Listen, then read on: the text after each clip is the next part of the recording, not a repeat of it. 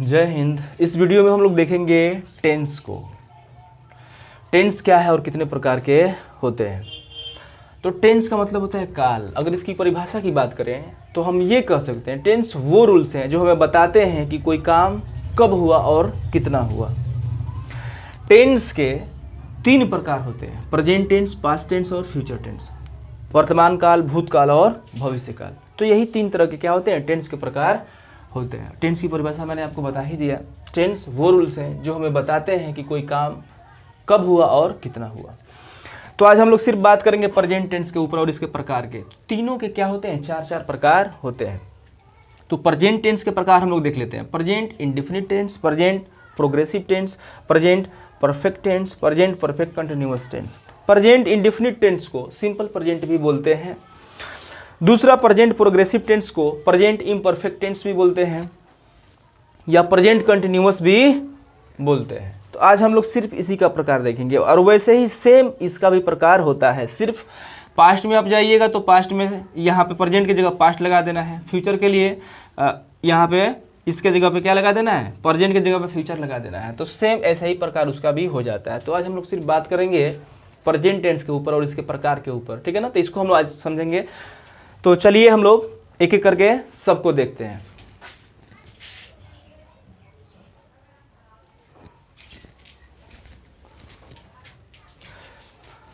Present indefinite tense में आदतों को बयान किया जाता है। प्रेजेंट इंडेफिनिट टेंस में आदतों को बयान किया जाता है। जैसे वह खाता है। इसमें एक और बात आप समझ लीजिए। प्रेजेंट का मतलब आप वर्तमान समझते ही हैं। इंडेफिनिट का मतलब होता है अनिश्चित। अनिश्चित का मतलब जिसका तय नहीं हो। डेफिनिट का मतलब निश्चित, जिसका तय हो। जैसे कि मैं ये काम करूँगा ही करूँगा। मैं आपको यूट्यूब पे पढ़ाऊँगा। ये बात क्या है, बिल्कुल निश्चित है ना। तो कोई बातें निश्चित होती हैं, कोई बातें अनिश्चित होती हैं। तो इन लग गया तो मतलब इनडिफिनिट मतलब अनिश्चित।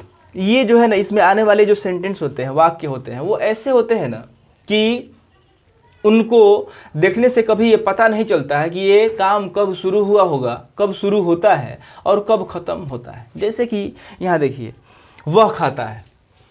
वह खाता है, खाने की उसकी आदत है, खाता है। लेकिन क्या इससे ये पता चल रहा है कि ये खाने का काम कब शुरू होता है और कब खत्म होता है? तो बिल्कुल पता नहीं चलता है।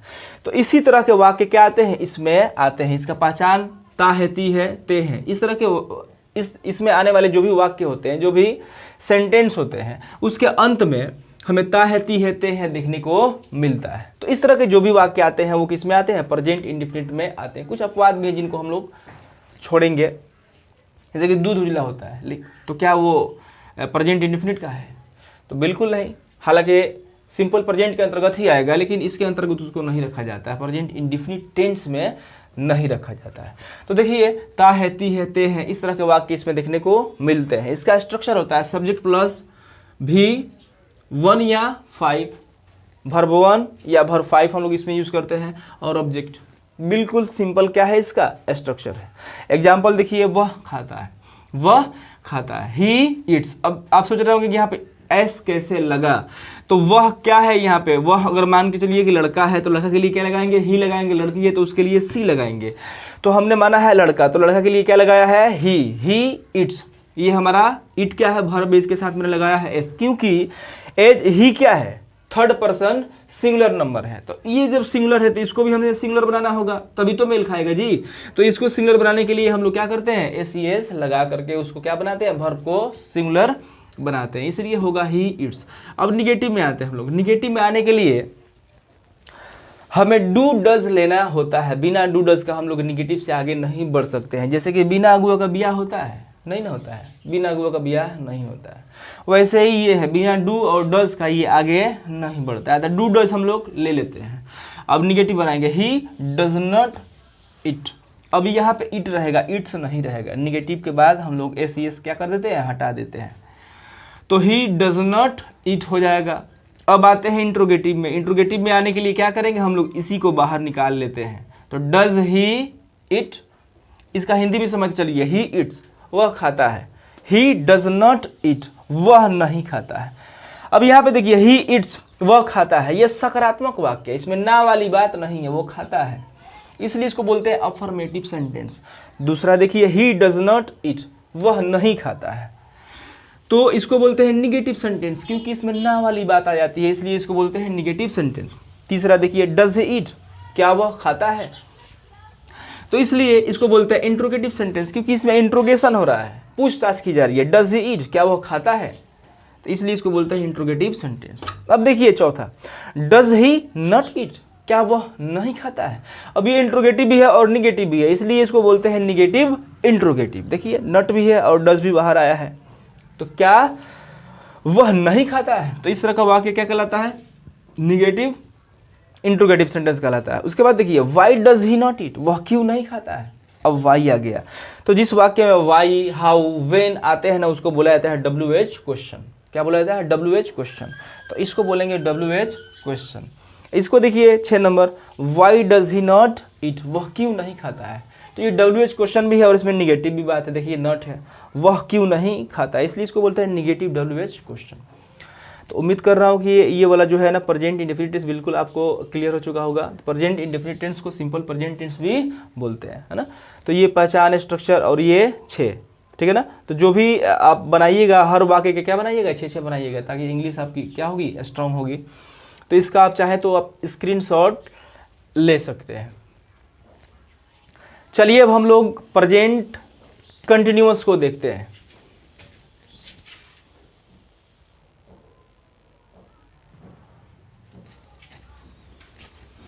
देखिए दूसरा है प्रेजेंट कंटिन्यूअस टेंस। यह काम की कंटिन्यूटी को दिखाता है कि काम क्या चल रहा है, तो लगातार चल रहा है, इसलिए तो इसको कंटिन्यूअस बोलते हैं। कंटिन्यूअस का मतलब ये होता है क्या चीज, लगातार होना, इसलिए इसको बोलते हैं प्रेजेंट कंटिन्यूअस टेंस। यानी वर्तमान में जब कोई काम हो रहा होता है तो उसको किस में रखा जाता है, तो प्रेजेंट कंटिन्यूअस टेंस में रखा जाता है। जैसे कि इसका पहचान देख लीजिए, इस तरह के वाक्यों के अंत में क्या देखने को मिलेगा, रहा है, रही है, रहे हैं देखने को मिलता है।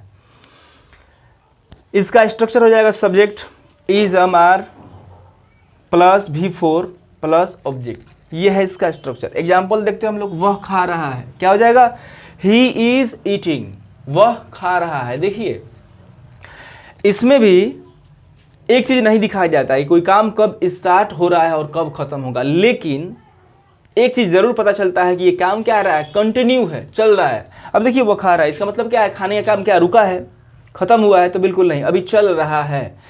तो इस तरह के कंटिन्यूटी को दिखाया जाता है ना, इसलिए इसका नाम रखा गया है present continuous tense. Continuous, continuous का मतलब लगातार। तो इस तरह के जितने भी वाक्य आते हैं वो किस में आते हैं, तो प्रेजेंट कंटिन्यूअस में आते हैं। तो देखिए वह खा रहा है, ही इज ईटिंग।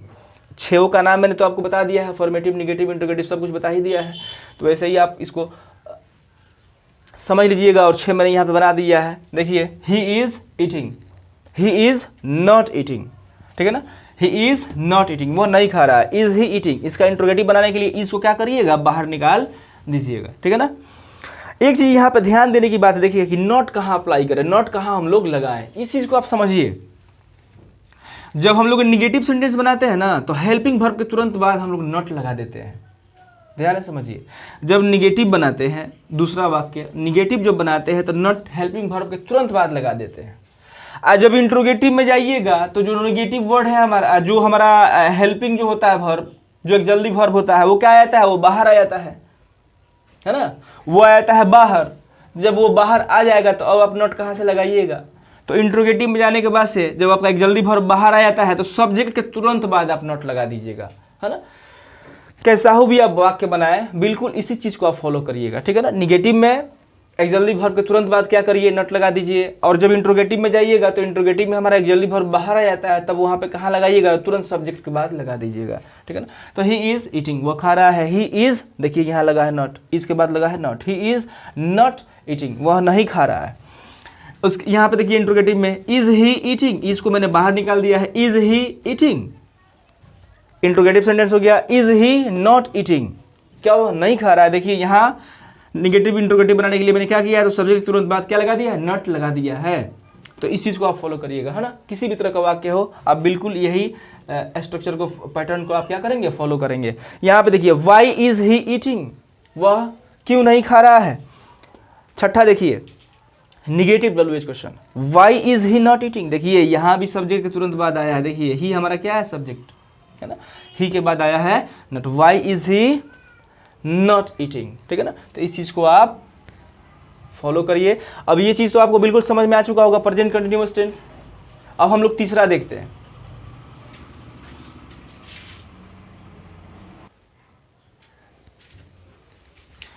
तीसरा है हमारा present perfect tense. Present perfect tense, इसमें देखिए कोई काम हो चुका होता है, इसमें कोई काम हो चुका होता है।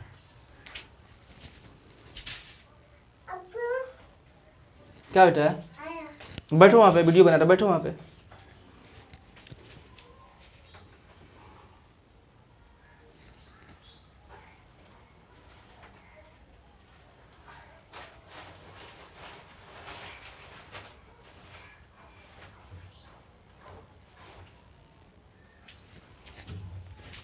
इसमें कोई काम हो चुका रहता है। जरा सोचिए ना, जैसे कि आप किसी को काम देते हैं, आप किसी को कोई काम देते हैं करने के लिए,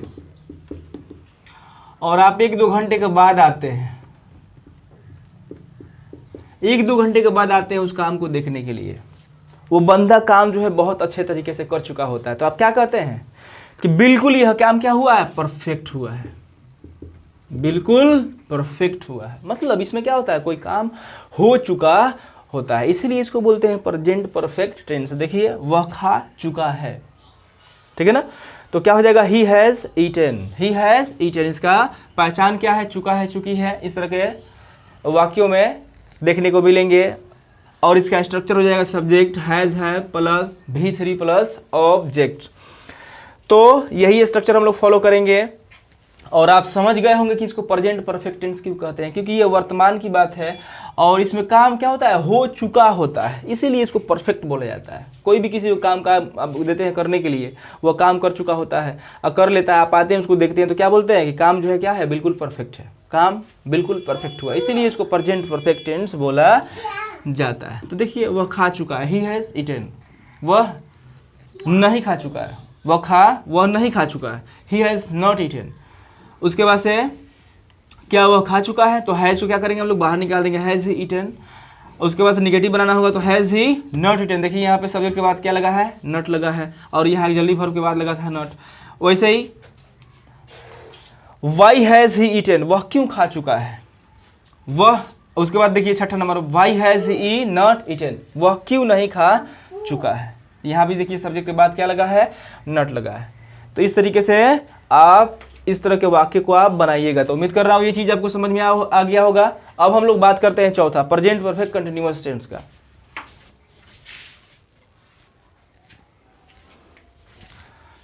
ये है हम लोगों का चौथा प्रकार, प्रेजेंट परफेक्ट कंटिन्यूअस टेंस। अब इसमें दो चीजें हैं, परफेक्ट भी है और कंटिन्यूअस भी है। इसमें आप देखिए जैसे कि कभी कभी हम लोग किसी को कोई काम करने के लिए देते हैं, कंस्ट्रक्शन का ही कोई काम है, किसी ठेकेदार को हम लोगों ने दे दिया किसी बिल्डिंग को बनाने के लिए।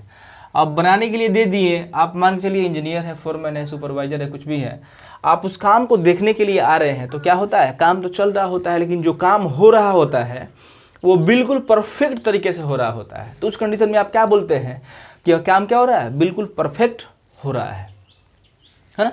तो मतलब काम ठीक भी हो रहा है और चल भी रहा है, इतना जल्दी तो खत्म होने वाला नहीं है।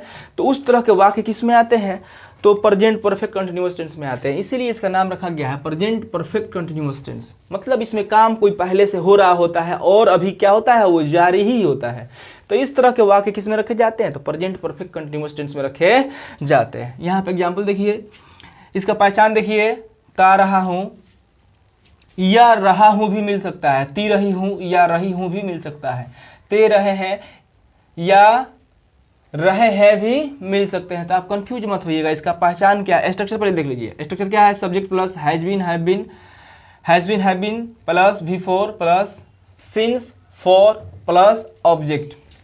ये हम लोगों का क्या हुआ, स्ट्रक्चर। तो हैज बीन कहाँ लगाना है आपको पता ही होगा, हैज क्या लगाना है तो सिंगुलर सब्जेक्ट के लिए लगाना है, हैव किसके लिए लगाना है, हैव बीन तो प्लूरल सब्जेक्ट के लिए लगाना है। ही देखिए यहाँ पे हमारा क्या है, थर्ड पर्सन सिंगुलर नंबर है, तो इसके लिए क्या लगाएंगे हम लोग, हैज बीन लगाएंगे।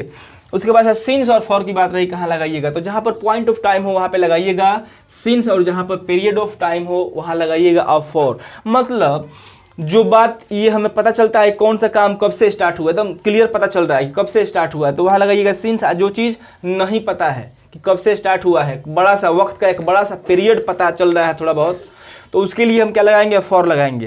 यहाँ पे एग्जाम्पल देखिए, समझ में आ जाएगा। देखिए वह सुबह से पढ़ रहा है, क्या हो जाएगा, he has been eating since morning. देखिए सुबह से पढ़ रहा है, ये बिल्कुल क्लियर है, कब से पढ़ रहा है, तो सुबह से पढ़ रहा है, तो ये पॉइंट ऑफ टाइम हुआ, एकदम सुबह से पढ़ रहा है, एकदम क्लियर है कि आज के सुबह से पढ़ रहा है, तो इसलिए इसको बोलेंगे पॉइंट ऑफ टाइम। और यहाँ पे प्रयोग करेंगे हम लोग सिंस। अगर मैं ये बोलूँ कि वह 2012 वो क्या है, वह कई सालों से पढ़ रहा है, वह कई सालों से खेल रहा है, तो क्या ये पॉइंट ऑफ टाइम हो रहा है, नहीं, पीरियड ऑफ टाइम हो रहा है। कई सालों से क्लियर हो पा रहा है क्या कि कब से एग्जैक्ट में, मतलब बिल्कुल क्लियर ये नहीं हो पा रहा है कि कब से वो जो है ना पढ़ाई कर रहा है, वो कई सालों से खेल रहा है, कई सालों से पढ़ाई कर रहा है, तो इस कंडीशन में हम लोग अप्लाई करते हैं फॉर का। और पॉइंट ऑफ टाइम के लिए क्या अप्लाई करते हैं, तो सिंस का। तो सिंस फॉर भी आपको क्लियर हो चुका होगा। तो इसको देख लीजिए, he has been eating since morning, negative बनाइएगा तो ही हैज़ नॉट, यही हम लोग का क्या है, एक्सक्लूसिव वर्ब, इसके बाद तुरंत आप लगा दीजिए not, he has not been eating since morning. आज जब इंट्रोगेटिव बनाइएगा तो हैज़ को क्या करिएगा, बाहर निकालिएगा, तो has he been eating since morning. अब निगेटिव इंट्रोगेटिव बनाइएगा तो हैज़ ही नॉट, सब्जेक्ट यही ना है, मैंने पहले भी आपको बताया है कि सब्जेक्ट के तुरंत बाद क्या लगाना है, नॉट लगाना है इंट्रोगेटिव में जाने के बाद से। तो has he not been eating since morning. WH में जाइएगा तो why has he been eating since morning, और निगेटिव WH में जाइएगा तो क्या हो जाएगा, why has he not, he के बाद क्या लगाना है, तुरंत ही के तुरंत बाद लगा देना है not, why has he not been eating since morning.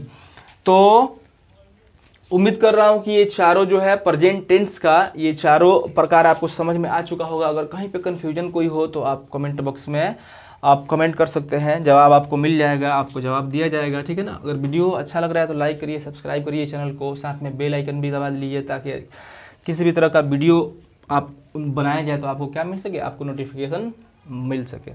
साथ में वीडियो को शेयर भी करिए, लाइक करिए ताकि हम लोग का मनोबल बढ़े, इस तरह का वीडियो हम लोग लाते रहें। तो आज के लिए बस इतना ही, जय हिंद।